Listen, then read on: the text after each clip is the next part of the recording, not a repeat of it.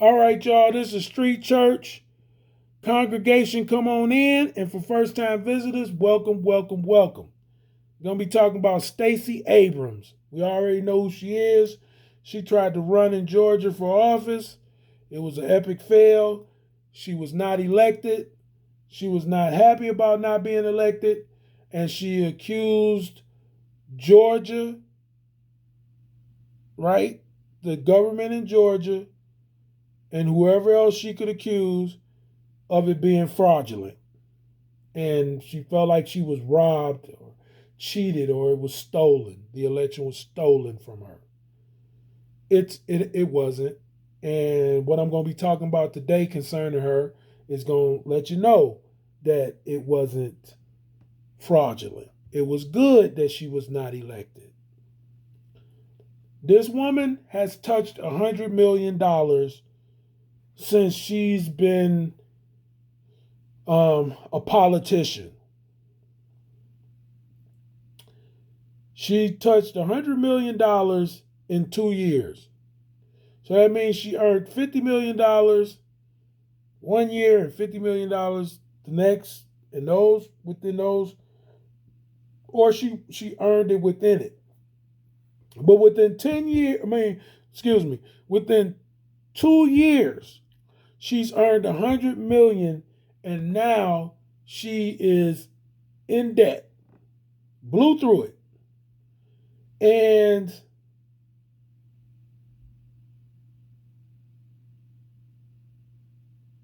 um it's gone. Poof. And I don't think that she broke because this is how she did it. Like, I believe this. Shout out to Jesse Waters for pointing out that this allegedly or seems to be a money laundering scheme. So that she don't have to hold herself accountable for that $100 million. She can say she blew it, spent it, and that's supposed to be a done deal. Listen, this woman gave her attorney friend, right? To act like it's supposed to be like she paid her for legal uh, consultation. You understand? Legal services. I think it was like 10 million, a total of 25 million. Um, she did some other things with the money. Um, of course, expensive, lavish things. Of course, vacations. Of course, uh, greasing other people's palms. Of course, making sure that her constituents, right, and I'm talking about her peers, I should say, have money to continue to push this democratic agenda that they keep pushing on the whole world, not just the United States. The Democrats is pushing this agenda on the whole world. Gender affirmation, critical race theory, DEI, they pushing all of this stuff on the world. The world is, parts of the world is adapting to this madness, this insane stuff. So she put money back in the pack, right? Um, she, it was just lawlessness on our part.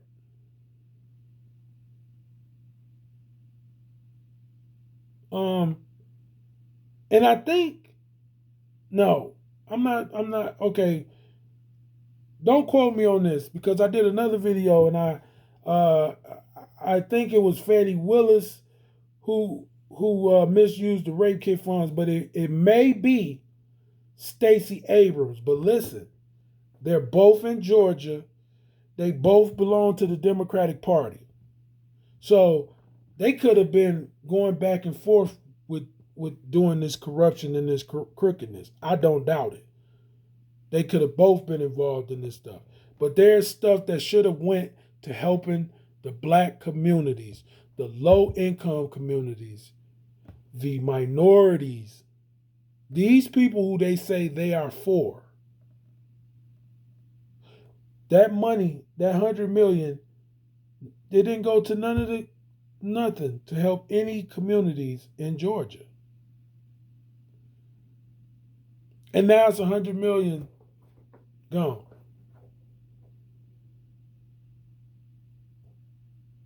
And this is the woman that accused, racism was involved in the election that she lost, and the people who caused her to lose the election were racist. And but listen, here's the truth about racism. If you do something to your own race, that makes you a racist because you did it because of the color of their skin. Yeah, you're a racist. If you hurting people, right? Like, okay, let's say, if you make sure a community of your own people, black, don't have, are without, lacking, oppressed, and you won't do it to another person, that you specifically targeting black people in your own community from your own likeness, your own image, if you are hurting them in any way, it makes you a racist. How don't? You're not hurting nobody else for the color of their skin, but you see blacks and you want to hurt them and you want to do harm, you want to oppress them, you want to practice corruption and crookedness with the power that you have, with the authority and the influence that you have. How are you not racist? You ain't hurting the suburbs. Listen, Fannie Willis is a district attorney, right? I ain't seen her pick up a white case and do nothing shady, but she picked up the RICO on Young Thug. You think there's no white people that don't sell illicit marijuana or even meth, crystal meth, or powdered cocaine? There's no other people but black people that need a RICO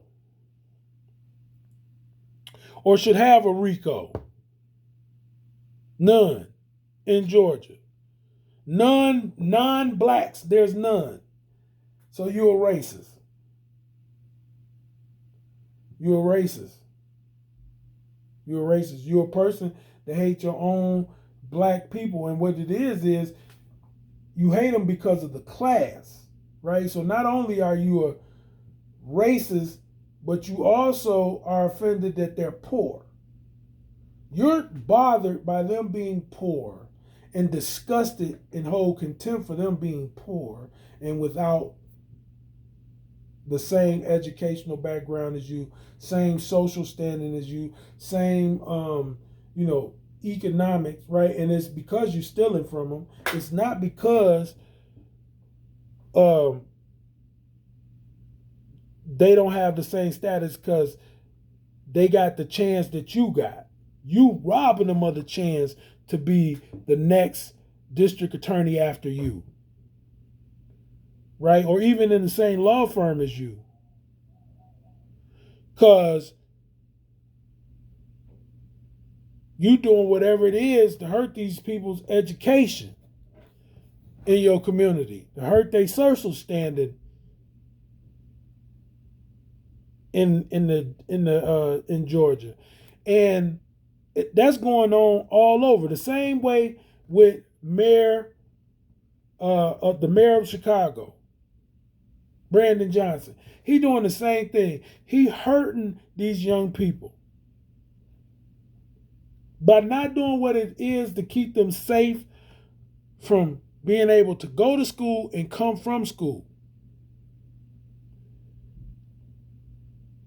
And to get involved in such a way that he started finding ways to prevent them from even joining a gang, having the ability to join a gang, because you get these gang members who have already chose this life off them streets and lock them up. And you get them off the street so much to where they so weak, you can watch them trying to recruit to grow again and kill it. That's what you need to be doing. That's what they need to be doing all over the United States. They need to lock them up So much to get them, the main ones, the little ones, everything. Get them off the streets. Clean up these neighborhoods. Get them off the streets. Clean up these neighborhoods. Listen, I don't care about nice aunties. See, this is the thing about it in neighborhoods, right? Let me tell you something. This is how corruption thrives in neighborhoods. So you got an auntie that sell a little weed, right? And the police don't really want to put no pressure on her, right? Because all she's doing is selling a little weed. You got an uncle down at the store. He panhandling, doing everything known to man. They let that go. Compromising, right? You got little dudes at these gas stations waiting to get into some shootouts and all this old crazy stuff, waiting to cause trouble, taking over these people's gas stations and convenience stores all over America. And y'all won't kill it. But these are the same areas where you got to come pick up these bodies at. And ain't no black politician got sense enough to see this is the system that the gangs done made up to do their thing.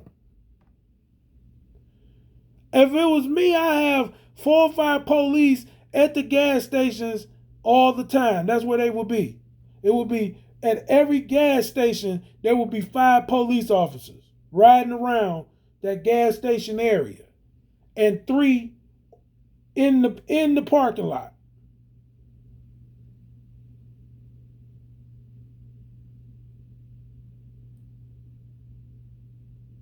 I would have them at the convenience stores, parked all around the convenience stores.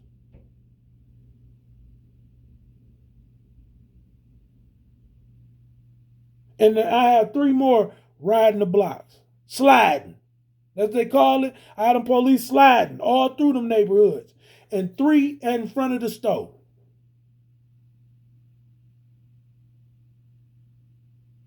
And for that mayor in Chicago, because it's so rough, you cannot be hanging at these stores. I would put a law in effect that would not allow them to hang. It's called loitering, first of all. You can apply it because you already have loitering. These people don't want these people taking over their gas stations, but these police officers, they'll go across the street and park and get just look. And that's just to do paperwork before they got to turn in for the day. Gotta stop doing that. You gotta be circling 3. I had 3, and I would give them full permission to add full weight and full force. We is not playing. We not been. I don't care nothing about somebody talking about that's my baby and they done choked him and all this stuff. I don't want to hear none of that. Cause you wasn't down there trying to go to the stores and say y'all can't hang out like this. Somebody gonna ride by and kill y'all dead. None of the uncles wanted to be down there who done already did 15 in prison. Go down there with your sister to go get your nephew.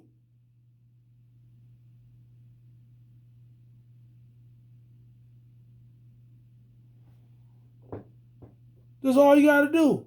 I failed to do it. So you're not gonna tell me. I got nephews right now, that's all they know is them streets.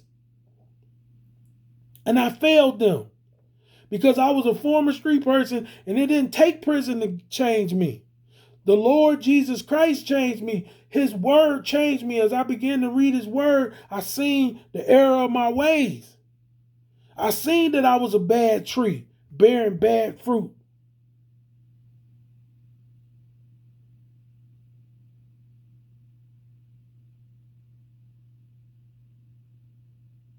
And I failed them because when I came into the knowledge of Jesus Christ, I should have kept sowing seed, sowing seed, sowing seed, sowing seed. Now, I did Christian rap music for over 12 years, right?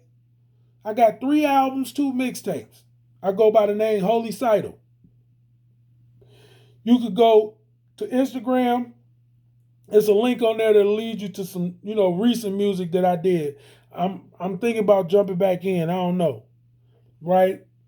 But anyway, I did Christian rap. I go by the name Holy Seidel.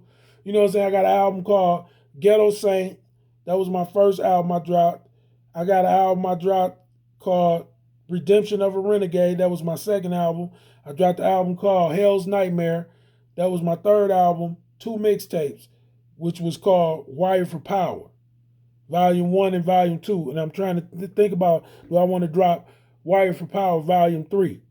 Because I still got some fans that's waiting for it to drop.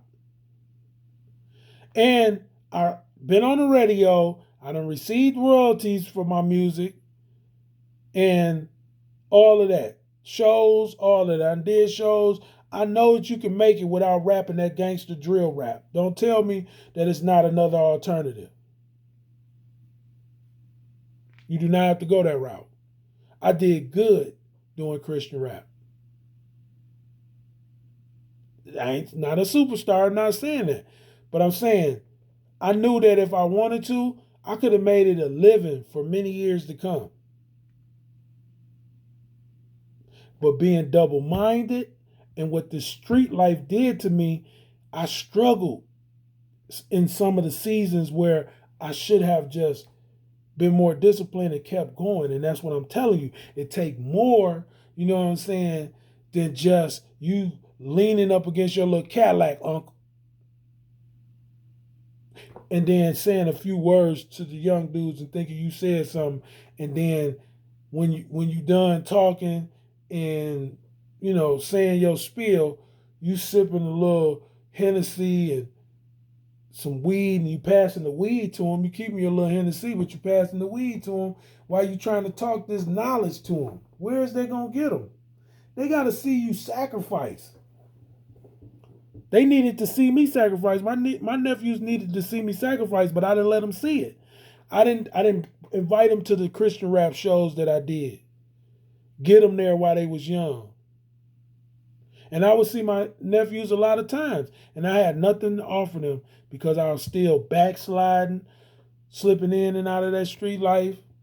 I didn't have it all together like I should, and that's why I say I failed my nephews. But now that you hear me saying, you know that you're doing the same thing, so don't fail your nephews.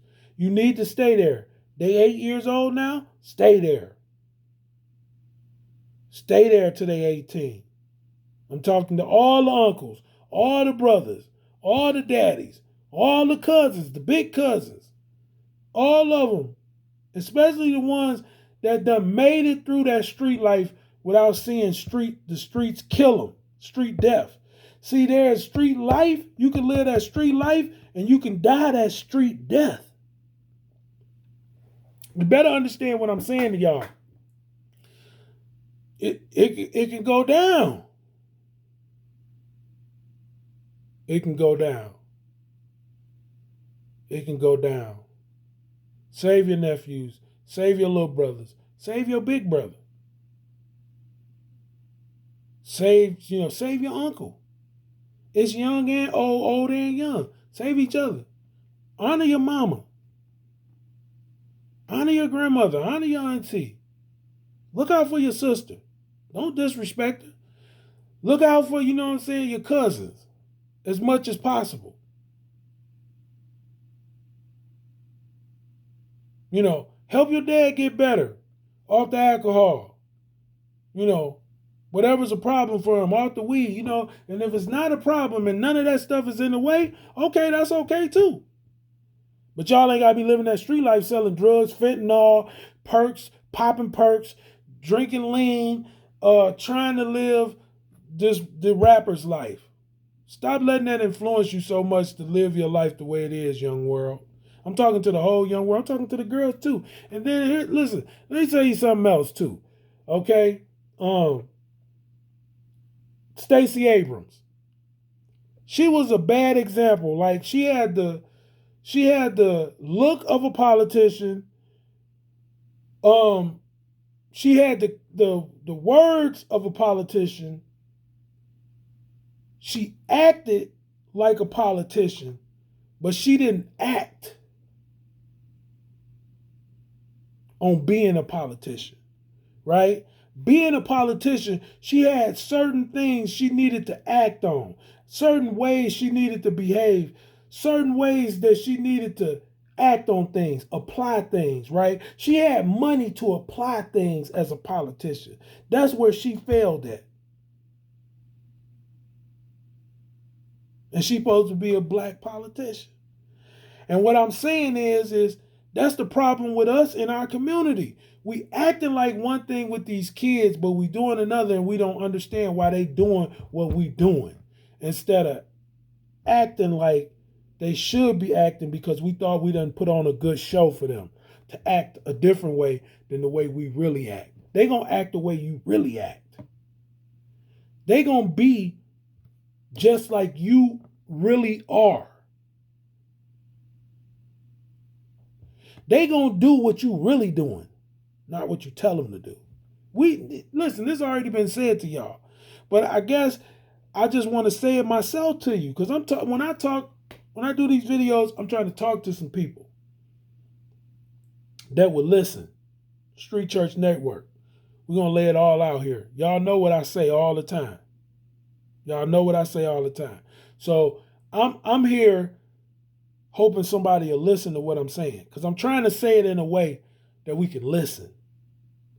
Because our community as black people and as minorities, we lack the knowledge so much so that it really hurts us.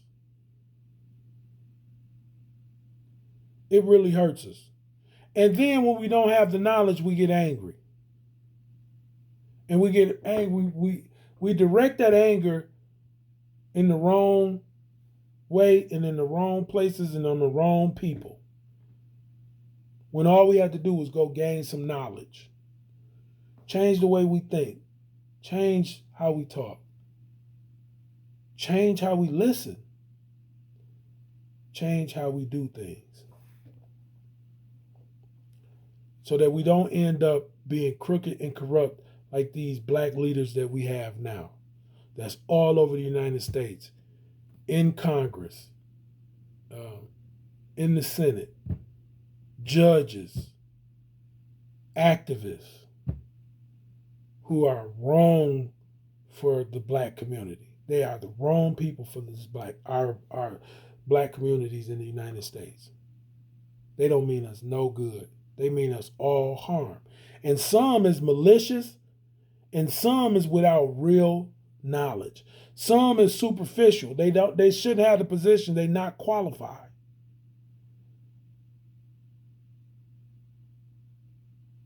So it's those things. But in all of those things, it just says that they're wrong for us and the community as a whole. They cannot help us. They're going to hurt us. And they're going to continue until we start to raise up the right people in politics, local, state, and federal. We need to be the ones raising our kids. It's time to put down all the footballs. You hear what I said? All the footballs. I ain't say every last one of them, but all the footballs, all the basketballs, all the baseballs. It's time to put all that down.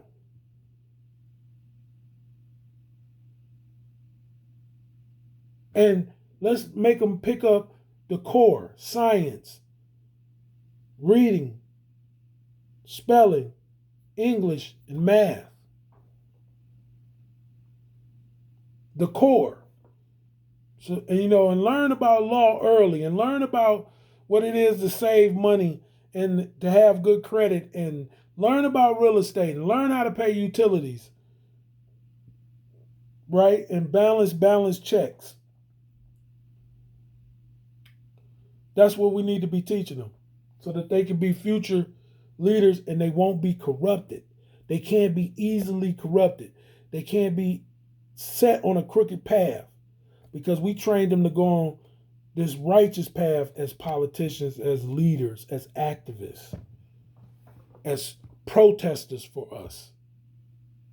When there is something ill done to us, we'll be able to see it clearly and not just name it something and make up these narratives, and that's not what it is. But they so frustrated, you know what I'm saying, because of the lack of knowledge, they just call it systemic racism when it ain't.